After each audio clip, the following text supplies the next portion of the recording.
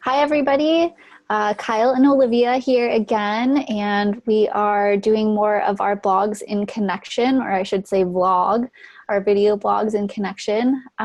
We just feel like this is a really great way to uh, meet and talk about a topic. It just feels so much more fun and alive and joyous to us than sitting down and writing something. So we're really excited to be here with you. And I had a question that was coming up for me this week around desire. Desire has been a really big thing that's been up for me and something that I've been working on in my life. Um, and something that became really apparent that I needed to give some attention to when I went to my mountain about a month ago. And so I'm just curious, Kyle, as a woman, I feel like desire has been something for me that's been shamed and almost the importance of it has been downplayed for me. And so I was just curious if you could kind of tell me, not just for women, but for men as well, why is it important for us to get in touch with and really feed our desire?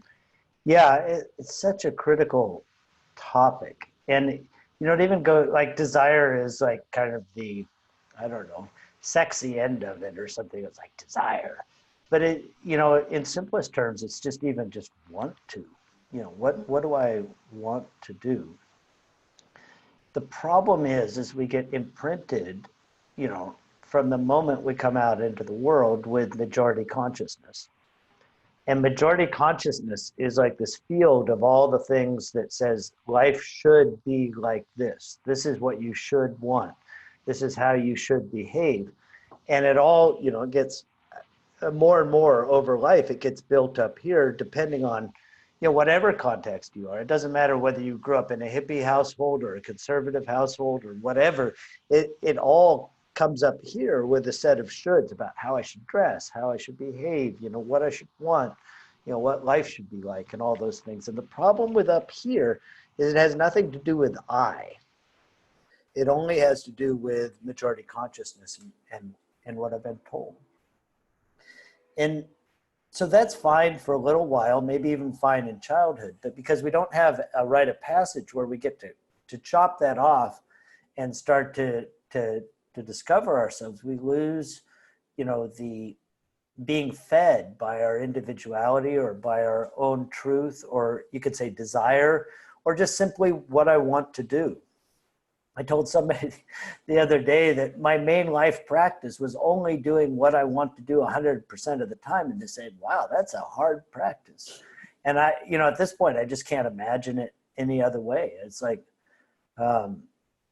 just trusting my want to. And it goes against what we've been told that we should, we ought to. But there's a different kind of engagement when I come, from my own desire, from my own want to. It's like, you and I were talking about this just about even like doing some work is waiting for the moment that I actually want to do it. I engage in a certain way rather than engaging from not wanting to do it. And then from desire or want to, if I can't generate that, I'm going to have to find a different way to do it, at least for me. And that's the impetus for change. That's the impetus to set our life up in a different way.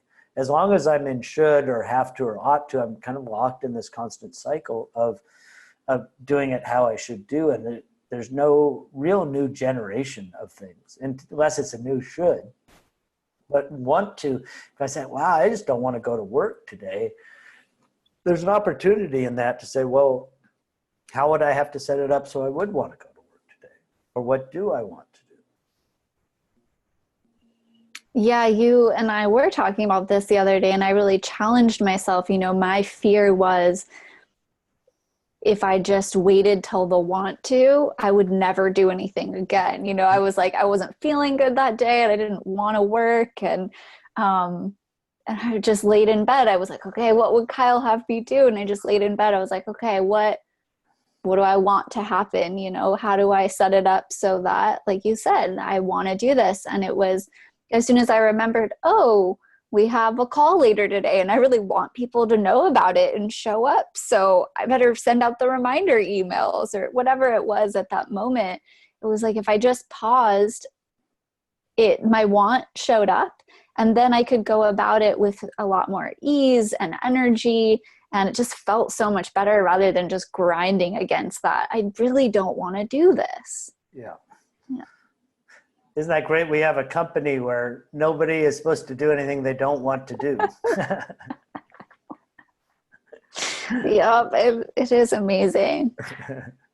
So one of the questions that I had, being a woman, why is it so much harder for us to express our desire? I feel like from a very young child, for whatever reason, we are taught to put our desires on the back burner a little bit and really put everybody else's desire first. And so what does it mean for a woman to bring her desire to the forefront? Like, where is the power in that, or what does that do for us?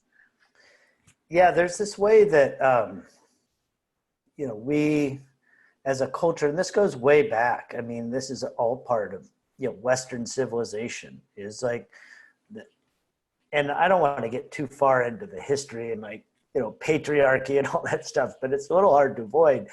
But there was like a switch where instead of being led by like the feminine understanding, is it switched to masculine and like property and ownership of other people and these kind of things. So the outcome of all that in general is that we shame and diminish feminine power and feminine desire. So, that comes out like a very sexual woman is called a slut, or, a powerful woman is called a bitch. Whereas, we kind of encourage men, around these things and, hey, way to go, man, and all that stuff. So, we've created this polarity. On the other hand, so many women that I work with say, why can't my men just kind of get on board with this and do some inquiry or connect on a deeper level? And men on the other side,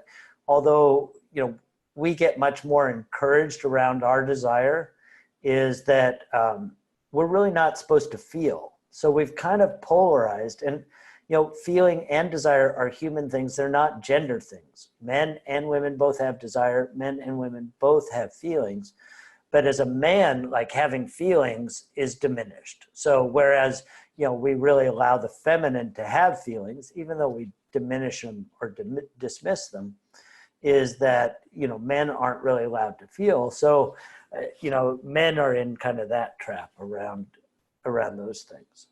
Feminine desire is, just absolutely critical, because there's a way that masculine desire tends to have to do with I. And so when, my masculine desire tends to want, I want that, or I want to do that, or da da da. Feminine desire tends, and again, this gender stuff is a little tricky, but when feminine desire is diminished, the way we start to work with it is to, what do you want? And to get that awakened. But feminine desire really quickly transforms into the want for us, because, feminine desire tends to want everybody to be having fun, for everybody to be taken care of, to everybody to get what they need.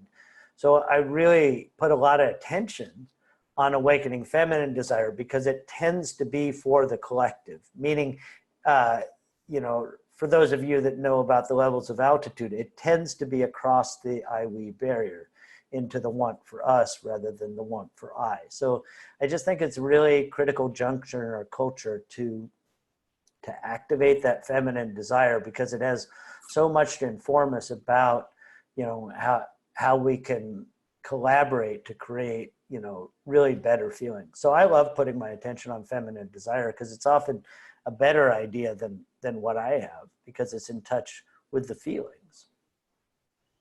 So there was a really great exercise that you have given me and other people around inquiry method. And I was just wondering if you would share that. How can we get more in touch with our desire? Oh, yeah. So, and this is I often give this to my clients, is just just to sit down as a practice, take out a piece of paper, silence your phone, turn it off, and just take out the paper and just write, I desire, ... and then just start listing everything you can imagine that you would like and that you desire. And it can be superficial at first, oftentimes it's just like first thing that comes, and without editing or judging, just start to rip it out. I desire this, a donut, a big yacht, and there's something that happens, if you really get into the flow of it, that it starts breaking down some of the more, I don't know, you could say material or cultural things, and you start to get deeper and deeper into what you really want. So I recommend that practice and to put some attention on that. See what happens. Beautiful. I found that was so powerful for me, because just like getting the vibration of gratitude, it got me in that vibration of desire, and it made me feel really alive and excited and generative. What I've found is the correlation between desire and creativity has been really strong for me. So yeah, no, they go hand in hand. And then I recommend reading your list to somebody. Pick somebody and just say, hey, this is crazy, but these are all the things I desire. And just put it out there. It's great to share and create more connection. But there's something when you say it out loud and share it with somebody that amplifies it. So this has been great, Olivia. It has. And I just wanted to let everybody know we are going to be having another Hot Topic call October 2nd with Kyle online from 7 to 9 p.m. Eastern, where we're going to talk just exactly about this. It's called The Power of Feminine Desire, Awakening Your Purpose and Meaning Through Sexuality. And we're really going into desire and what that means and what it looks like and the importance of it for women. So it is just for women, but we would love to do one for men if it ever comes up. So feel free to email any of your questions about the call, or if you want to submit a question for us to do on the vlog. My email is olivia@inquirymethod.com. So thanks so much, Kyle. Amazing. Thank you, Olivia. Thanks you, everybody, for showing up. Talk to you again soon. Bye.